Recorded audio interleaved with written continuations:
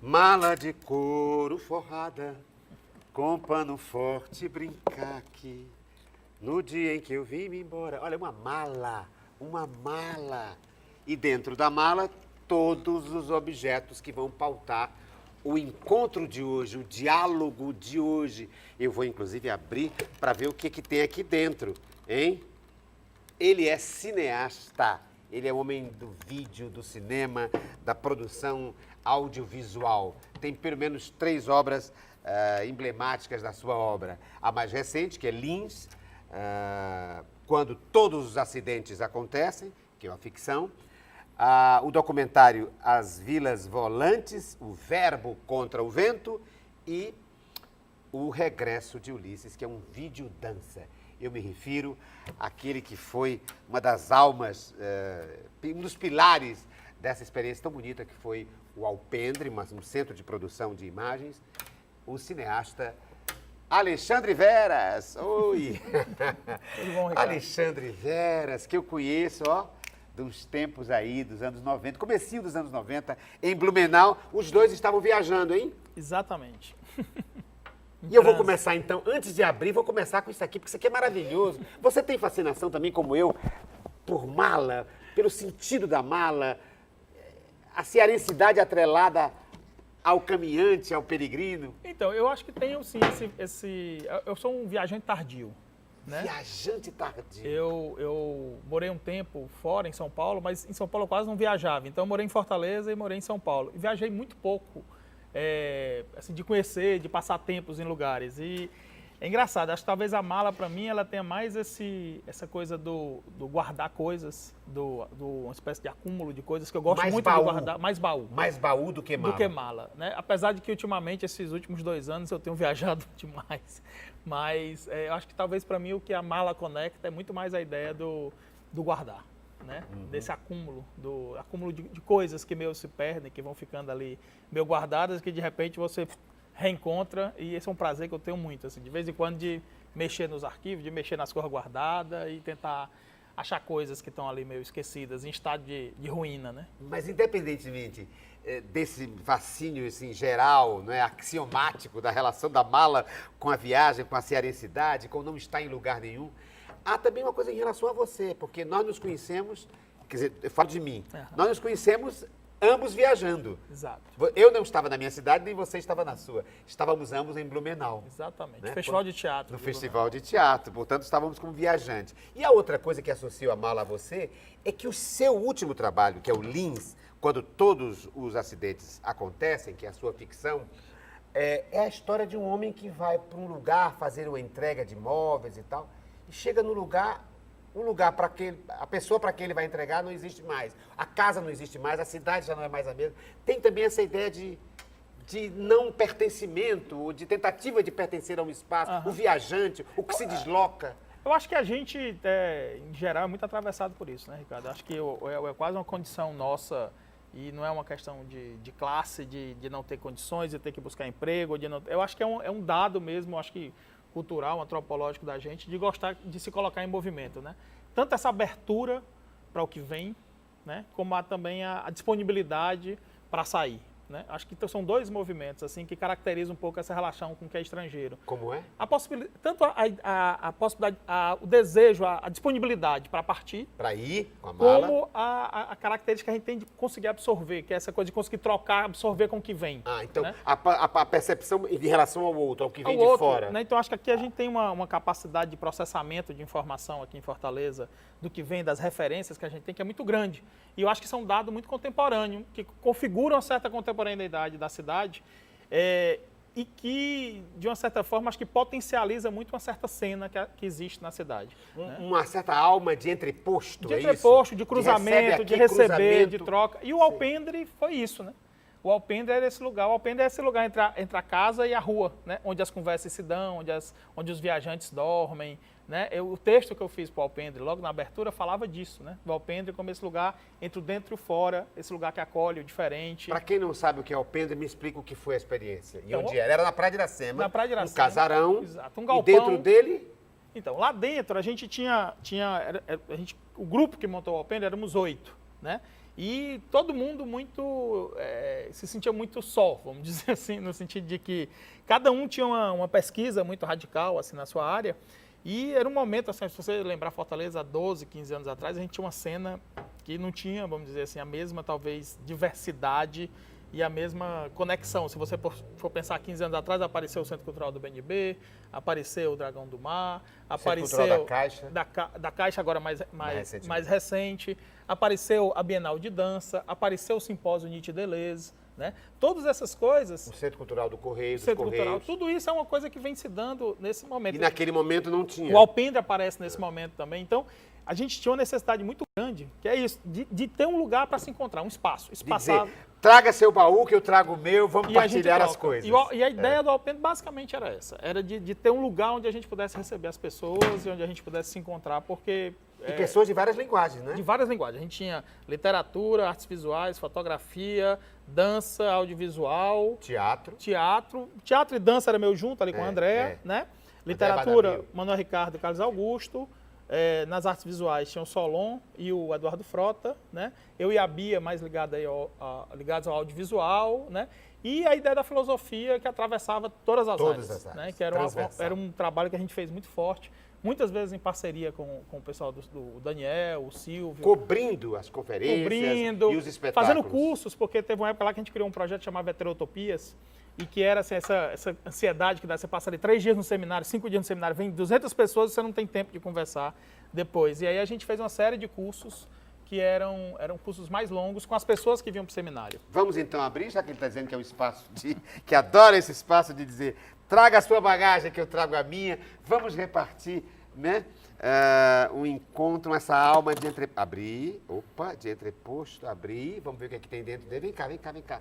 Deixa eu abrir aqui para cá, com essa câmera aqui. Olha aqui. Olha. Corta aqui. Para mostrar a abertura da mala. Hein? Vamos ver? Corta? Ou não corta? Hein?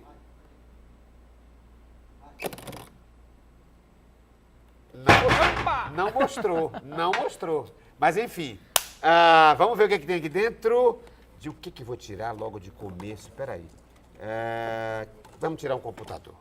Ele tem imagina, dentro de quase um matulão, tem um computador? Um computador, é isso mesmo? É isso mesmo. É o outro lado, dá pelo outro lado. Não, lá, nem eu sei. Um computador. Sim. Mas eu queria que você pensasse nisso. Nessa convivência, uma mala rústica de madeira que contém dentro dele um equipamento de ponta. Eu acho que eu acho que o que me interessa mais, assim, talvez hoje, Ricardo, nessas possibilidades do mundo que a gente vive hoje, é exatamente essa superposição de tempos, né? Então, assim, eu não acho que a experiência de lidar com o computador anula, por exemplo, a experiência de lidar com a madeira, de lidar com outros tipos de artefato, de dispositivo. Acho que tudo isso se mistura um pouco nessa nossa contemporaneidade, né? É exatamente a superposição desses dispositivos que eu acho que configura, dessas experiências que configura o mundo da gente hoje, né? Tá aberto, tá no meio, não sei nem onde é que tá aí. E o que é isso aqui? O que tem aqui dentro? Então, imagem. Aqui tem de tudo, viu, Ricardo? Porque eu acho que o computador funciona um pouco como esse lugar de encontro dos múltiplos interesses, né? Um lugar de convergência, na verdade, né? De partida e de convergência, né? Um pouco como a gente estava falando desse lugar nosso, de partir e de receber, né? O computador, hoje, acho que talvez é a grande porta nossa por onde a gente vai para o mundo e de onde o mundo chega para a gente. Sem sair do lugar. Sem sair do lugar. Quer dizer, o computador nos permite pegar a mala, viajar sem sair do lugar. Sem sair do lugar. Apesar de achar que o computador, acho que o computador em si nos permite viajar sem sair do lugar, mas eu acho que essa experiência de conexão que a gente tem acaba fazendo com que a gente fique com muita vontade de viajar mais, né? Eu acho que a gente... né? Porque a gente tem uma experiência virtual. De conhecer, de ter referência, você vai viajar, você vai para o museu, você, aquilo lá está rolando em tal lugar. E que difere completamente da experiência empírica, experiência física, interpessoal. Sim. não é? Sim, e nessa fronteira aí que às vezes fica super difícil, porque eu acho que a gente hoje em dia se desloca muito, mas viaja pouco, né? A gente às vezes vamos dizer, carrega muito um determinado circuito de experiência para onde a gente vai. Então a gente se abre pouco às vezes para experiências que essa diversidade do mundo apresenta para a gente. Né? Você acha então, Alexandre Veras, que o fato da virtualidade nos permitir tantas viagens, né, não embota a nossa capacidade da experiência, da troca corpo a corpo, então, embate corpo a corpo, da relação interpessoal? Eu quero apostar que não, Ricardo. Que não? Eu quero apostar que ele é uma... acho que tem uma não substitui a outra. A virtualidade não substitui a realidade. Na verdade, assim, acho que assim, nós somos talvez assim, temos aí um lapsozinho de geração, né, que é pequeno, né? Mas assim, acho que para a gente, assim, eu me coloco num grupo de pessoas que tinha muito no livro esse ancoramento a mediação com o mundo. Era um fetiche, né? Quase. E a mediação, assim. Então, hoje em dia eu ainda me situo nisso. Acho que a minha mediação com o mundo continua sendo o livro. Tá. O computador é uma ferramenta que agiliza processos de pesquisa, de troca, de circulação.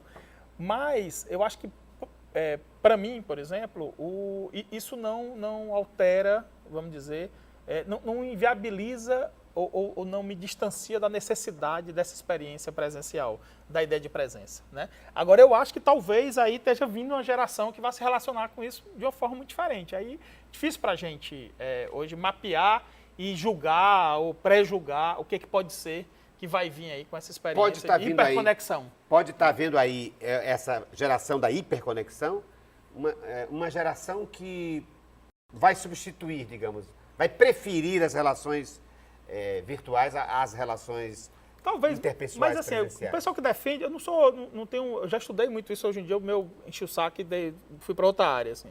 Mas muita gente que estuda isso aponta que hoje em dia, na verdade, se viaja muito mais do que antes. Então, que na verdade o computador se insere num cenário como um dispositivo onde a ideia de circulação presencial, de viajar, de se deslocar, né, ela não foi anulada. Na verdade, ela está hiperpotencializada e o computador, de uma certa forma, reflete, porque ele agiliza e ele se articula com essa capacidade que a gente tem hoje de fazer circular a informação. Né? Temos, portanto, uma mala virtual. Uma mala virtual. Sim. Uma mala real. Inclusive, isso aqui é o meu computador, é o meu instrumento principal quando eu viajo. Né? Porque, de uma certa forma, é como eu me carrego. Né? Aqui estão meus vídeos, estão meus textos. É a sua não posso mala. Você leva a sua bagagem. Não posso levar minha biblioteca. Ao invés de levar a mala, você leva isso aqui e diz, ó, o que eu tenho é isso aqui. Isso aqui. O que eu produzo de uma certa forma, aqui. Isso aqui também é onde eu me deposito.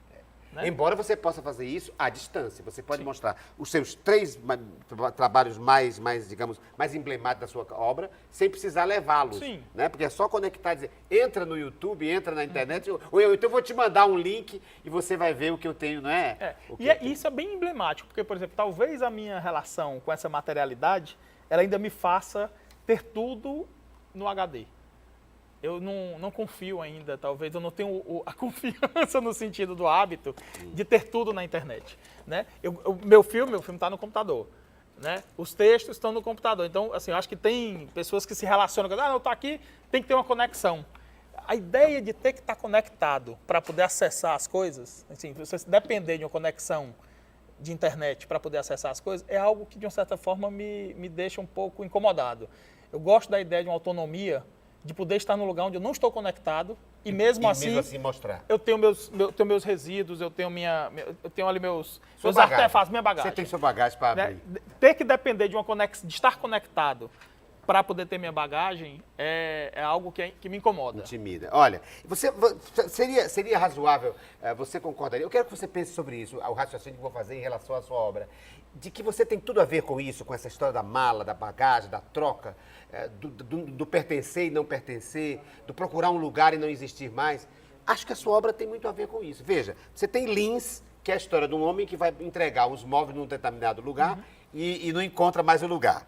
Você tem as vilas volantes, que são as vilas que as dunas vão cobrindo e a vila tem que se mudar para outro lugar. Exatamente. Essa história de mudança, de ir para outro lugar, o regresso de Ulisses, que é uma viagem de alguém que voltou. Não, e a própria ideia não é uma Não é uma adaptação, odisseia. mas é tipo, é uma brincadeira com a Odisseia. É uma brincadeira com a Odisseia, com a sua Penélope a esperar alguém que vem Exatamente. e que nunca vem e que vem depois de tudo para trazer a sua bagagem emocional. Então, essa ideia de não pertencimento, de lugar, de dinâmica de lugares e de inserção de pessoas nos lugares, inserção ou não, é uma ideia, digamos, basilar no seu pensamento? Acho que sim, Ricardo. No seu recorte? Eu acho que eu gosto muito de gente. Gente. Gosto muito de gente, muito mesmo. E acho que eu gosto mais de gente do que necessariamente da ideia da viagem. Eu gosto mais da ideia do encontro do que necessariamente a da viagem. É lógico que a viagem tem me permitido o encontro com coisas e com situações. Você gosta mais de chegar Eu gosto do que da viagem? De estar. De estar. Gosto muito de estar. Gosto muito de ter essa sensação de que às vezes eu não tô muito grudado em nada, né? Às vezes. Eu acho que hoje em dia metade, sei lá, um terço da minha vida é viajando, né? Eu tenho, assim, ficado um terço do tempo aqui em Fortaleza e outro terço, 2 terços aqui, 1 terço viajando, né? Seja para o interior, seja para outro estado, seja pela América Latina. Eu tenho viajado muito esses últimos 2 anos. E isso tem sido uma experiência muito interessante. Mas, para mim, vamos dizer assim, o que mais me levou a isso, mais do que o fascínio dessa descoberta do outro lugar, né, é a possibilidade de estar com as pessoas. Né? Então, assim, eu diria que para mim, essa ideia do fluxo, ela é constitutiva porque eu tenho interesses muito variados, né? Eu trabalhei, assim, me interessei primeiro por teatro, depois me interessei por cinema, me interessei depois pela dança, né? Depois pelas artes visuais, né? E depois fui misturando tudo isso. Eu acho que minha obra, o que eu escrevo, as minhas aulas, hoje em dia, elas estão conectadas com isso, elas misturam tudo isso. E misturam, inclusive, uma ideia de, por exemplo, eu gosto de filosofia e gosto de técnica. Eu monto uma câmera, ou sei as fórmulas de codificação de um sinal de vídeo. Então, coisas muito técnicas da questão do vídeo. Adoro estudar, hoje em dia estou estudando muito neurofisiologia da percepção e, ao mesmo tempo, adoro filosofia. Né? Então, assim, estou querendo ser marceneiro, montei uma marcenaria para mim. Vai me dizer que foi ele que fez essa mala. Foi não, mas eu podia ter trazido uma estante que eu fiz. Mas faria. Uma estantezinha linda. Eu me lembrei disso porque há pessoas que gostam da viagem e não de viajar, entende? Você não, você gosta de viajar, não necessariamente da viagem. A pessoa curte, geralmente, a viagem em si, o deslocamento. Né? Você curte o estar lá, o já cheguei, o já me relacionei com as pessoas.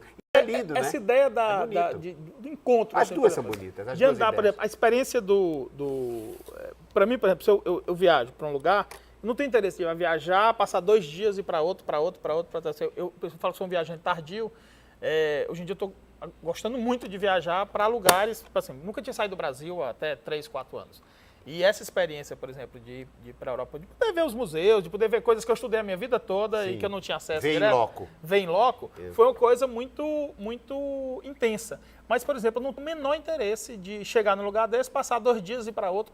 Eu vou passar 15 dias num lugar só. E ainda vou dizer mais uma coisa que tem tudo a ver com o nosso dialogador de hoje, que é o Alexandre Veras, que é o seguinte, para confirmar o que ele está dizendo, é que ele gosta das pessoas. Por quê? Esse leque de interesses tão múltiplo que você tem, pelo que sei, pelo que eu conheço particularmente da sua vida, foram todos deflagrados por pessoas, por contatos com pessoas. A maior parte das vezes por amores. Por amores. Você se relacionou com uma pessoa ligada à dança, aí se envolveu com as artes cênicas. Você se com uma pessoa ligada às artes audiovisuais e aí entrou no mundo do visual. Não é verdade? Eu acho que... Sempre as pessoas é que te levam às coisas. Sim. E não as coisas que te levam às pessoas. É lindo isso. Eu acho que tem muito... Isso é um dado forte. Assim. Tanto, não só os amores, mas os amigos também. Eu me lembro, o Barbalho, o Alexandre Barbalho, né, que é um professor e é o meu amigo mais antigo. Assim, eu conheço o Barbalho desde 16 anos. Faz uns 30 anos que a gente se conhece. 28 anos. E o Barbalho me apresentou numa certa época, tudo de música que eu conheci num determinado momento foi o Barbalho que me apresentou. Então, eu guardo muita lembrança das coisas que eu descobri a partir dos encontros que eu tive. Então, vamos abrir Isso é aqui. muito forte. É bonito, é bonito. As pessoas, é que o universo humano é que te leva para o universo humano que cerca as pessoas. Muito bonito. Vamos botar Olha aqui para poder escorar. Aqui pela Vamos mão. ver mais uma parte. coisa que ele me trouxe no matulão. Mala de couro forrada. Olha aqui, tem duas coisas a ver com... Esse aqui é junto, ó. O que é isso aqui? Então, isso aí é um brinquedo ótico. É assim mesmo? É assim. É É assim um mesmo? brinquedo ótico. Você segura aqui, isso aqui é a base de apoio dele, né? Ele é bem antigo, por isso que ele tá assim meio detonado. Isso aqui, ó, deixa eu te dizer, ele é de 1895. 1895? É. 1895? Tem Eita, 5, comecinho 100, da- 118 O anos. comecinho da fotografia, o comecinho É. do cinema, Então, né? isso aqui é exatamente É engraçado porque... Como é o nome? É o estereoscópio. Estereoscópio. É, a gente tem o costume de ver a coisa do 3D hoje em dia, né? Sim. E eu gosto muito dessa parte de percepção, né? E esse aparelho eu trouxe um pouco por conta disso, porque aqui a gente tem duas fotos, né?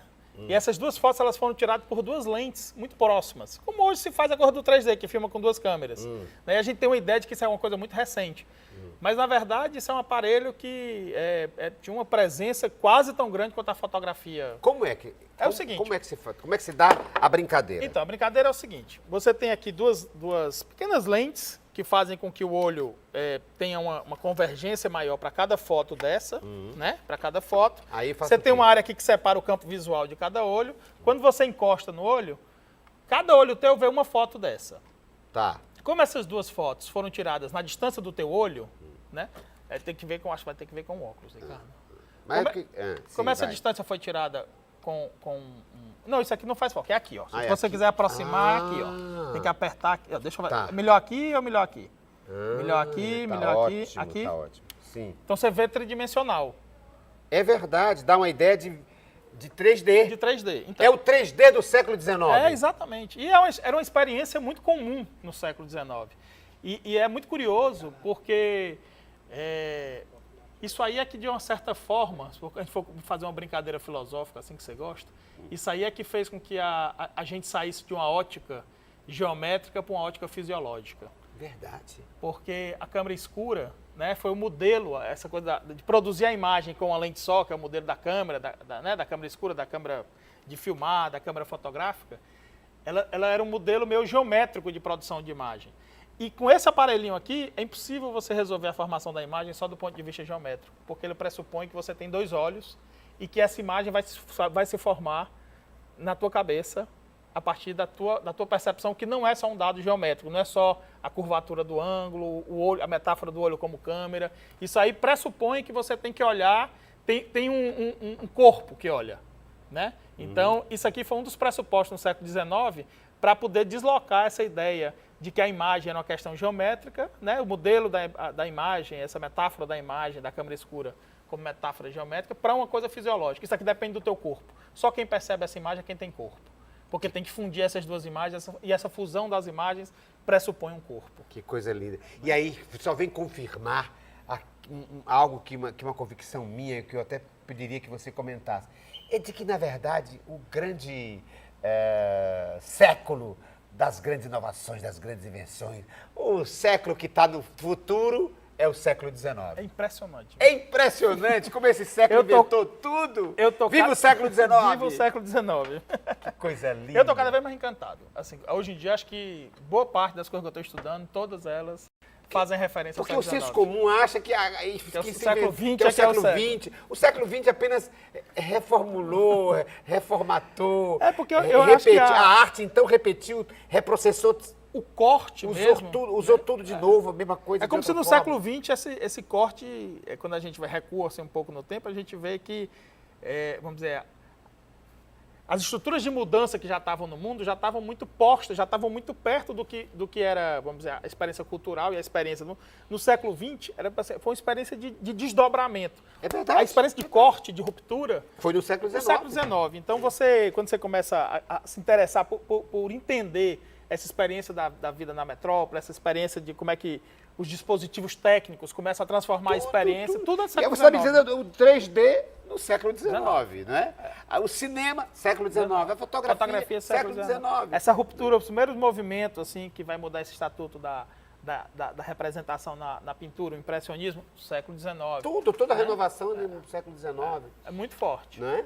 Muito E a forte. gente fica achando que o século XIX já era, mas já era não, é a base. Não, e é bom que hoje eu acho Hein? que tem, acho que Coisa hoje tem uma certa compreensão, né, da importância desse estudo do século XIX para a gente. A gente pensa que está inventando a pólvora, né? A gente está só reprocessando a pólvora, hein? E é engraçado aí, E a roda. Ricardo, Não estamos inventando a roda, estamos reprocessando a roda. quando você olha para essa imagem, é engraçado você vê 3D, mas você vê, não sei se você repara, é como se fossem planos. Não é como a gente olhar para o mundo, você vê como se fosse um plano depois do outro, como se você tivesse recortado, várias coisas tivesse posto uma na frente da outra. Sim, ele tem profundidade, É, tem perspectiva, né? É muito curioso isso aí. Isso. Esse objeto, para mim, é uma coisa que a gente estuda, Pena que eu não mas posso quando a compartilhar gente... com vocês essa Não, experiência. eu ia até brincar. E essa experiência ela é impossível para a câmera. Para a câmera, pois é. Eu ia brincar com vocês, eu trouxe um objeto que ele é impossível como experiência no Porque eu programa. estou tão fascinado com a experiência do estereoscópio. Estereoscópio, é isso? exatamente. Estereoscópio. Queria dividir com vocês aí com a câmera. Mas não dá, quer dizer, vocês teriam que ter um corpo humano, né? Para colocar aqui. Você teria que ter duas lentes, e essas lentes depois teriam que estar sendo projetadas com a imagem estereoscópica. Do outro lado, uma pessoa que tinha que ter um óculos desse, e no corpo dela que essa imagem ia se fazer. Não é que vocês não têm um corpo, eu sei que vocês têm corpos. Mas vocês estão mediados pela câmera. Pela câmera. Na verdade, a câmera, gente, de uma a certa câmera não forma, dá. o nosso corpo, a nossa materialidade um pouco é que se altera nessa Nessa transposição mediação, aí, nessa mediação. Nessa né? mediação. Alexandre Veras é o nosso cineasta, o botar nosso aqui a dialogador bandeirinha de aqui, hoje, isso aqui é o autor xodó. dessas três obras que tem assim como tema alguém procurando um lugar, os lugares que se dinamizam, as vilas volantes, o Lins e o regresso de Ulisses. É com ele que nós estamos conversando hoje e vamos conversar no próximo segmento do programa Diálogo, porque eu vou continuar abrindo a mala que ele me trouxe. Mala de couro forrada.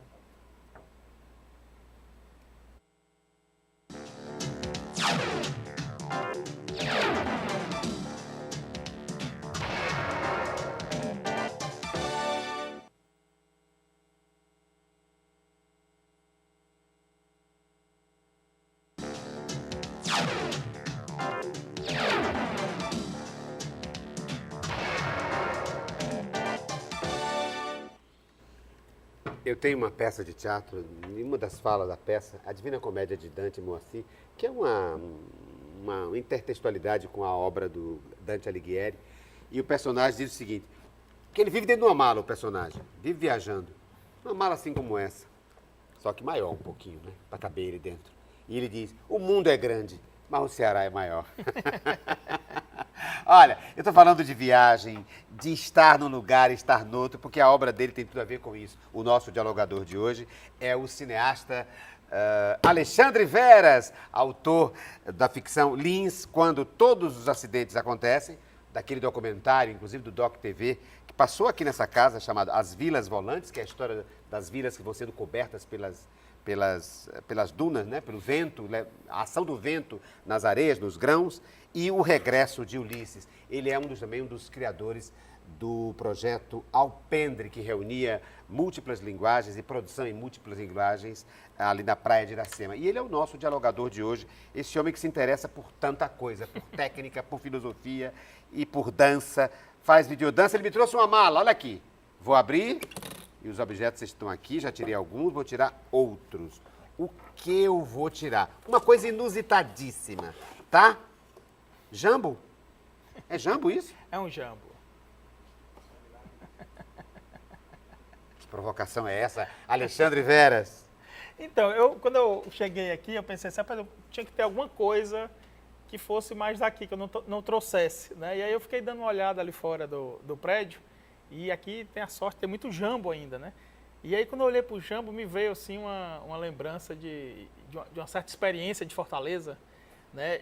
Dos terrenos baldios, de andar muito na rua, E colhendo frutas. E colhendo frutas. Você fazia quase uma feira, né? Eu comia jambo todo dia. De um tempo para cá, as cidades não são mais arborizadas por fruteiras, por árvores frutíferas, Isso né? aqui virou, o pessoal reclama, porque dá bicho que vai comer, cai em cima do carro. Então, o pessoal, árvore frutífera é como se não interessasse mais a cidade. Antigamente você diz saía muito e da você fazia gente, fazia uma feira. Fazia uma feira. Então, o jambo, eu morei numa casa que tinha jambo, e minha infância toda eu andava muito na rua, era muito engraçado, eu era meio metido a caçador.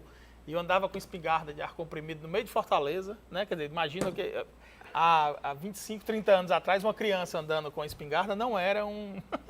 Não era um assinte. Não era um assinte. Não era um perigo. E eu ficava caçando, e me lembro demais, caçando, Mas parava aqui... embaixo da sombra da árvore, comia jambo. Me permite ainda fazer um outro raciocínio. É que você teve a necessidade, menos tendo trazido a sua bagagem, você teve a necessidade de, ao chegar aqui, incorporar a sua bagagem a algo daqui. Continua de novo. Ou eu estou obcecado por essa ideia? Não, eu acho que... Por essa ideia de que você está todo tempo Ricardo, acrescentando à sua mala outras bagagens. Eu acho que sim. Eu acho que isso é um dado muito forte, assim, da minha experiência com o mundo, assim.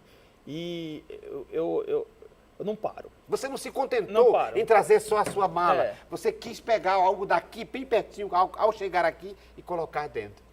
Eu acho que é muito, assim, você assim, ter uma experiência e não se abrir, porque ela pode te trazer de novo, eu acho que não viver uma experiência, né? E aí essa coisa de, o que é que pode ser um objeto que, de repente, foge do meu controle? Né? Assim, eu escolho, mas eu não sei muito bem o que é que um jambo vai representar pro Ricardo, né? Mas para mim, conector é uma Madeleine. Sei, do Proust. Quando eu olhei para o jambo... Você voltou para a infância. Voltei para a infância imediatamente. La recherche du temps perdu. Como é? A pesquisa não, como é? A procura? Não, a busca do tempo perdido. Mas veja, outra coisa filosofal aqui. Ou filosófica, melhor dizendo.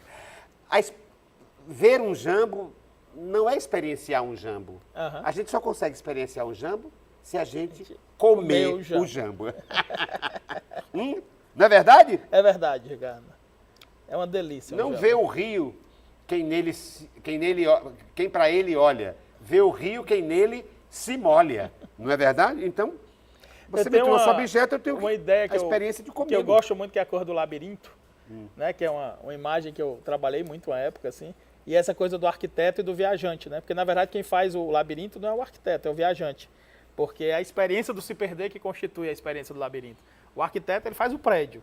Mas o prédio não é o labirinto, a construção não é o labirinto é a experiência do se perder. E quem constitui o labirinto é o homem. Então, o viajante se constitui como viajante, como leitor. O leitor só é leitor quando lê.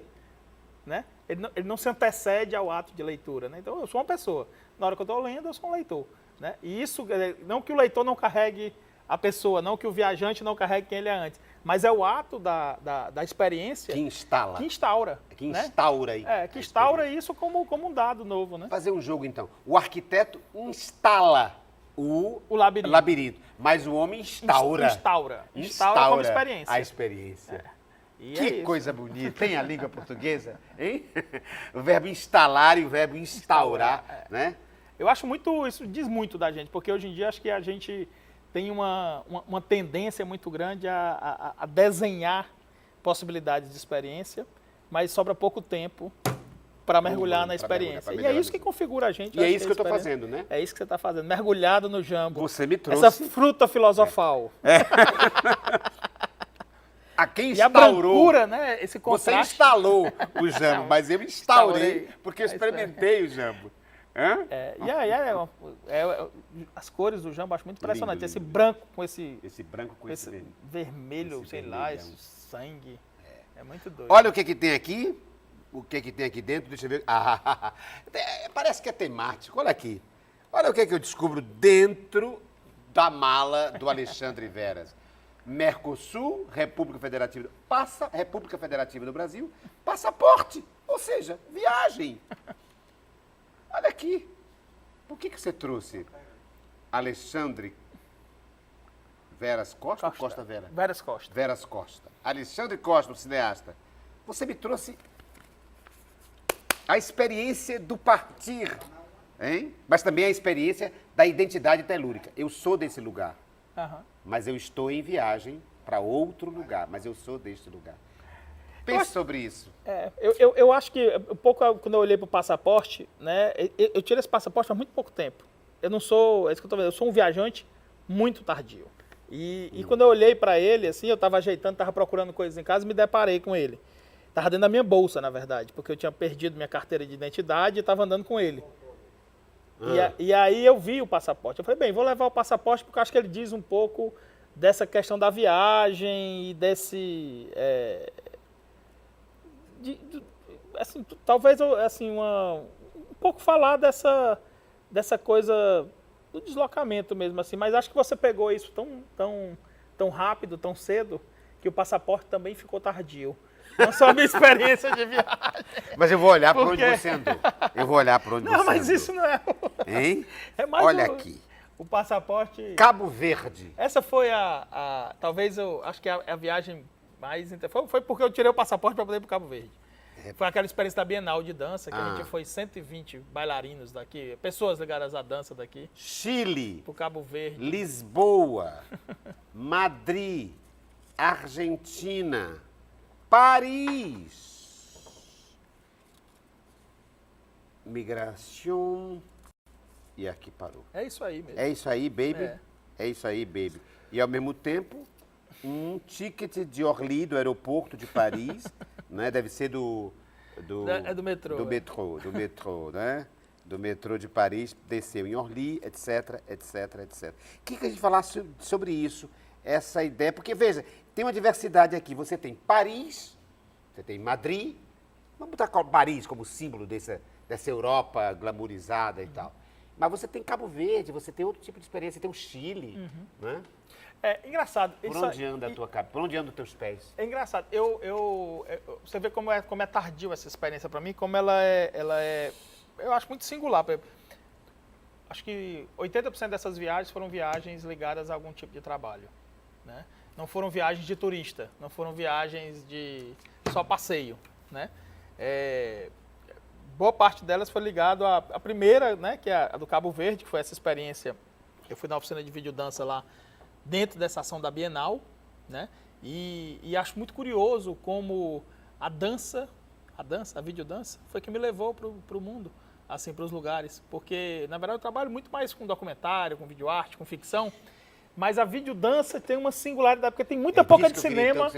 Que que é o videodança, né? Então, difícil resumir, mas eu poderia dizer assim que, na verdade, o que me interessa nessa questão do videodança é muito mais a relação corpo-imagem, mas com a centralidade nos aspectos que o corpo, visto pela dança, instaura, né? Então, o que acontece com o corpo quando ele vira imagem? Isso é um dado da ficção, do documentário, da dança. Mas quando eu penso esse corpo a partir da ideia de movimento e de uma certa relação com o espaço, né? E eu penso isso em termos coreográficos, aí eu começo a me aproximar do que eu chamaria de videodança. Então, se você for olhar o Vilas Volantes, se você for olhar o Lins, que são ficção, documentário, neles, lá dentro, eu olho, e as pessoas que me conhecem, meus trabalhos de videodança, olham, Alexandre, eu vejo videodança, eu vejo dança o tempo todo, na tua forma de olhar para o corpo, na tua forma de perceber a relação do corpo com o espaço, na tua atenção para o movimento. Como é que isso se materializa? Por exemplo, como é que eu posso distinguir que, ao invés de você ter feito um documentário sobre dança, você fez um vídeo dança? Então, eu acho, Ricardo, que tem uma coisa que, assim, eu não opero muito na coisa do vídeo dança como uma constituição de um gênero, vamos dizer assim, que eu tenha regras muito definidas, uma modalidade muito específica. É muito mais para mim uma questão da forma como eu olho e de como é que eu instauro isso no mundo, né, que vai modular uma certa forma de olhar para isso. Então, por exemplo, Ulisses é um vídeo dança, mas eu já passei ele em festival de videoarte, já passei ele como ficção experimental, né? Mas quando eu instauro ele, quando eu passo ele dentro do universo da dança, ele conecta um olhar para ele, né, que tem características da dança. Então, tem uma coisa assim, onde é que eu vejo dança? Como é que eu dou a ver a dança que eu vejo? Né? Como é que eu constituo um olhar para o mundo, né? Que não necessariamente precisa de um bailarino, essa dança não precisa estar codificada no mundo, mas é como se a dança, ela vamos dizer assim, mobilizasse uma certa forma, uma certa percepção. Tem uma forma de olhar para o mundo onde a dança ela pode ser muito definidora do tipo de experiência, do tipo de conexão que você faz com as coisas. E quem dança? no vídeo dança? É o vídeo? É a câmera? Então, eu digo que é a É imagem. a câmera que dança? É a imagem que dança? A imagem, E não necessariamente as pessoas? Então, para Não mim, necessariamente os eu bailarinos? chamo muito mais, quando eu olho quando eu penso nessas imagens de videodança, que, por exemplo, Quem é que está dançando? eu digo assim, isso é uma dança-imagem. Porque o movimento do bailarino, por exemplo, se você for pensar no videodança, se você abrir uma câmera, qualquer experiência, você botar uma pessoa se mexendo horrores na frente da câmera, isso para o espectador configura uma certa experiência do movimento, que é olhar de forma externa um movimento que está sendo representado. Sim. Agora, se for qualquer movimento de câmera, como o olhar do espectador está instaurado cineticamente na experiência da câmera, qualquer movimento de câmera produz muito mais sensação sinestésica de movimento do que o olhar para o movimento representado. Então, a câmera é um elemento fundamental na constituição disso que seria uma experiência sinestésica. Você está me dizendo, então, que a câmera, câmera dança. A gente brinca a câmera que baila. La câmera que baila. Que baila. É a câmera que baila. A câmera baila, o bailarino baila. Também baila. Né? E a imagem, no final das contas, é uma sensação de danceidade, vamos dizer assim. De danceidade. Né? O que essa imagem ativa em mim como sensação sinestésica? Talvez seja isso que para mim seja mais interessante e que tenha tenha modulado a forma como eu tenho pesquisado e pensado essa questão do vídeo dança. E é tão forte que a câmera dançar, que ela pode fazer dançar na edição ou na própria filmagem, no próprio ato em si, ela pode fazer com que coisas que não estão dançando totalmente. Quando a gente dancem. Fazem com que coisas que não estão dançadas, dancem. Quando a gente dá as oficinas de videodança, eu dou muitas oficinas com a Andrea de videodança. E a gente sempre faz os exercícios assim, é um videodança com bailarino e um videodança sem bailarino. Sem bailarino. Para que as pessoas possam conectar isso. Então eu estava falando um pouco dessa coisa do videodança, porque, por exemplo, assim, essas viagens aí da América Latina, do Chile, da Argentina, essa do Cabo Verde, tudo foi por conta do universo do videodança. E aí, eu acho muito doido que tenho uma relação tão forte com a coisa do audiovisual na questão da imagem, do vídeo arte, né? Foi no videodança que eu criei essa deriva. Assim, foi a dança, na verdade, que me levou para... Mais um objeto que tem a ver com... Os objetos ópticos. Ópticos. Isso aqui é uma lente, né? É uma lente. É uma lente. É uma lente. É diferente olhar com a lente do olho e a lente criada pelo homem? Há uma diferença? Eu acho que sim, viu, Ricardo? A percepção é diferente? Eu acho que esse aqui eu acho que é um objeto... Eu só estou encantado com lente, porque... Vem aqui, ver se eu consigo mostrar. As lentes, elas vamos dizer assim, que elas possibilitaram Isso. tantas coisas em termos de percepção para a gente, que é um objeto assim que acho que merece uma atenção singular, assim, sabe? De parar e olhar para ele. Por exemplo, assim, por que o Spinoza gostava tanto de lente, né? Ele vivia de polir lentes, né? Eu acho super curioso isso, assim. Um cara que falou tanto do corpo, falou tanto da alegria, falou tanto da experiência, assim, e que fosse tão obcecado pela geometria das lentes. A nossa lente, né, natural aqui, ela se desgasta, tem o cristalino, enfim, ela vai se desgastando com o tempo.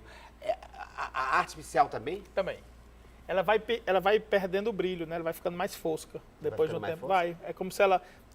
Tem gente até que manda polir, porque é como se fosse pequenos arranhões, ela fosse perdendo a lisura da superfície e ela acaba não refletindo os raios e não criando a refração dos raios. Não é da mesma ordem, né? Agora, o que eu acho mais doido, viu, Ricardo, quando eu olho para a lente, hoje em dia eu tenho estudado muito essa coisa da fisiologia do olho, assim. E a gente sempre, quando vai estudar essa coisa, a gente sempre faz comparação da câmera com o olho.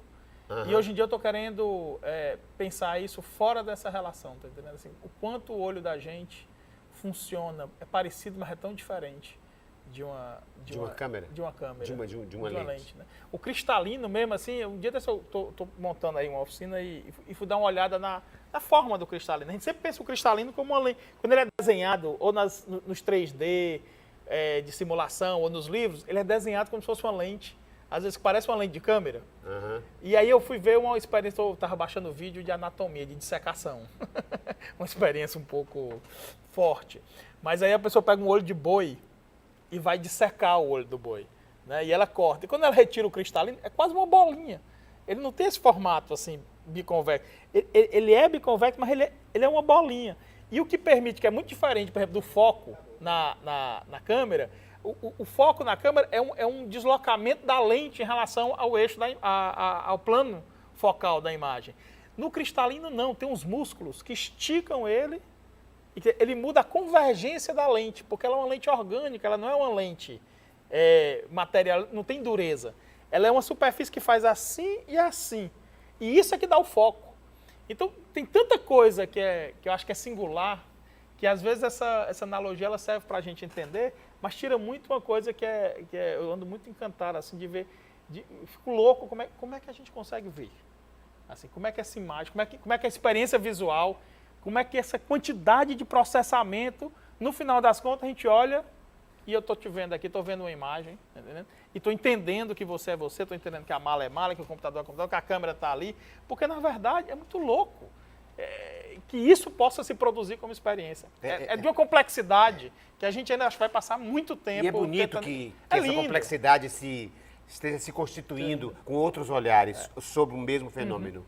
Nós estávamos falando no segmento anterior, eu empolgado e você também, partilhamos aqui essa empolgação com a experiência de ruptura em todos os sentidos de pesquisa que foi o século XIX.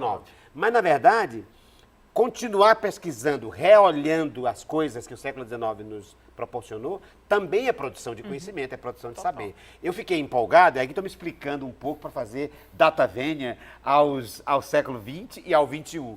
É que, para explicar que essa experiência também, que veio depois do século XX e do século XXI, também é extremamente bem-vinda e que trouxe produção de novos conhecimentos. Mas agora, a nossa empolgação é porque aquilo foi um... É muito encantador. Você pegar o Goethe, a teoria das cores do Goethe, é uma coisa que tem me fascinado, porque lá ele vai trabalhar o fenômeno da pós-imagem, né, que é essa imagem. Depois que a luz incide sobre o meu olho, né, tem essa imagem, ela perdura e ela se transforma no tempo. Por exemplo, se eu olhar para você e desligar, essa imagem não desligou. Ela tem efeito sobre a retina e aí tem todo o processo fisiológico, os batonetes, os cones, e aquilo dura. E essa duração, ela não é neutra, né? E a experiência de uma cor interfere na outra. Então, se eu olho muito tempo para uma cor, quando eu olho para outra, ela está diferente. Uma cor se transporta. Então, tem contagia. E isso é a base da cor, na pintura, e está ancorado profundamente na nossa fisiologia, né? Porque uma cor é sempre uma cor em relação. A gente tem muitas vezes a tendência a pegar as coisas em termos absolutos, né? O vermelho é o vermelho, a vermelhidão do vermelho. Mas o vermelho só é vermelho em relação à cor que está do lado. Em relação, quer dizer, se eu boto um vermelho no fundo preto e no fundo cinza, ele muda. Muda total. Né? Por quê? Porque a cor é um fenômeno fisiológico. A cor não existe no mundo. São comprimentos de onda, são frequências de luz. E a experiência da cor é uma experiência do corpo. Eu acho isso maravilhoso, assim, como é que se instaura na nossa percepção essa experiência do corpo. Como o corpo ancora esse encantamento que é a produção das sensações. Né? Assim, que, na verdade, às vezes você tem pressão, você tem onda eletromagnética, mas o corpo consegue traduzir tudo isso num mundo de imagens, metáforas, sentidos, palavras. E como isso é um terreno maravilhoso para a gente pensar, não? Quer dizer, quando você, filosoficamente, quer dizer, se você comparar o olhar, a subjetividade e as cores, quando você olha demais para uma cor e vai olhar para outra, você traz resíduos da cor que você olhou para a coisa que você está olhando agora, o olhar inaugural sobre outra coisa. Isso é lindo sobre a vida também, não? É lindo, é lindo, é lindo. Assim como a gente poderia fazer aqui uma análise, uma leitura psicanalítica do Spinoza, que você citou, que passou a vida a polir lentes, né? Quer dizer, todo o tempo preocupado com a clareza, com a nitidez, né? Com o olhar. E a filosofia do Spinoza é muito claro, né? Lutando contra o tempo, contra a porosidade do tempo, né? Que coisa linda, como é bom pegar as coisas e começar a pensar. E aí eu tenho que pensar no tempo, porque já chegou a hora da gente parar de abrir a mala, porque não dá mais tempo. O objeto surpresa que você me trouxe, está aqui ou não? Não. Porque só tem tempo agora para objeto surpresa. Então tá aqui. Então deixa eu fazer. É uma brincadeira. Deixa eu fazer a cena, peraí que eu tenho que fazer a cena. Vamos abrir. Objeto surpresa do dialogador de hoje, que é o cineasta Alexandre Vera. Abriu? Objeto surpresa. Esse é o meu. E o meu para você, peraí. O meu para você. Eilo. Vamos colocar de volta tudo aqui, vamos embora? Antes aqui. Vamos. Antes, Deixa eu só ajeitar isso, aqui, isso, te ajudar aqui. isso. Põe aqui tudo de volta. Até o... Eu quero botar... Mas peraí, que eu esperar Aqui do jambo, suja, porque senão o orgânico... Pode sujar, tá bom. É tá o bom. orgânico. Eu quero voltar tudo que eu quero terminar o meu encontro como comecei. Opa. Com todas as coisas, com a mala e cantando a música. Mala de couro forrada, com pano forte, brincar aqui. E vou ver, enquanto isso, o que ele me trouxe, ele me trouxe, deixa eu ver. Vou enrolar o seu jambo no papel pra gente poder botar dentro da Enquanto da isso, eu vou mala. olhando o objeto surpresa que me trouxe. Um papel, é isso? Papel em branco? Ou tem mais alguma coisa? É isso. Não, é um papel em branco.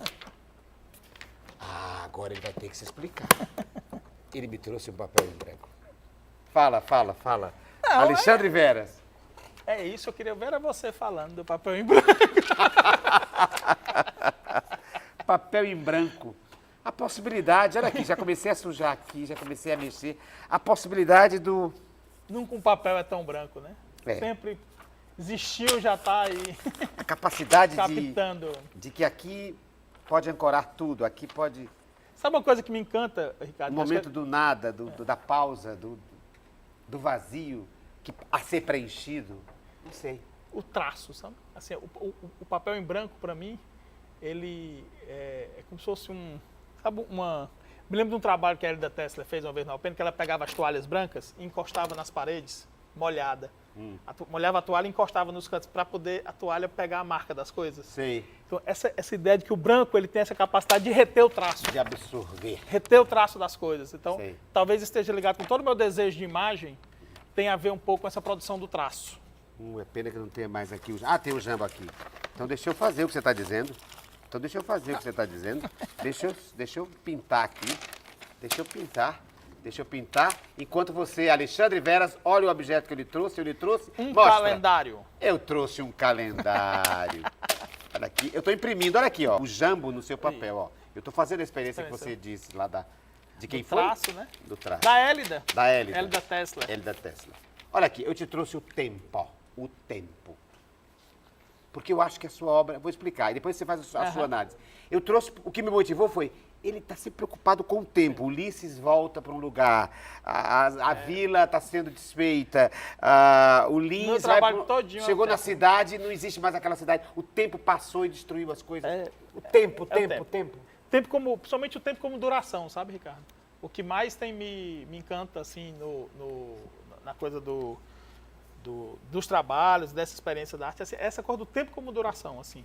É o passar do tempo, né? É o tempo como experiência, né? Assim, para mim porque, assim, é como se pensar que o tempo é esse dado fundamental da constituição de uma experiência.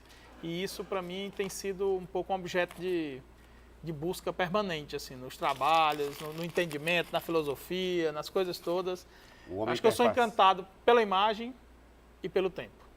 A imagem e o tempo. E é assim que eu queria, então, terminar o nosso encontro de hoje. Obrigado, Alexandre Veras, pela sua presença. Vou colocar tudo dentro da mala e terminar, assim, com tudo, absolutamente tudo dentro da mala, porque foi é o símbolo da sua bagagem. Da mala viestes, a mala voltará. Da mala viestes, da mala voltará. Vou fechar e a única coisa que vai assim... Vou fazer uma imagem aqui. A mala, a bagagem, mas sendo... Como é que chama? A aura é a do tempo, tá perpassando tudo isso. E é com essa imagem, a imagem do tempo, que nós encerramos o nosso diálogo de hoje, dando, portanto, um tempo. Na próxima semana, que é tempo, a gente volta para gastar e para colher mais tempo no novo diálogo.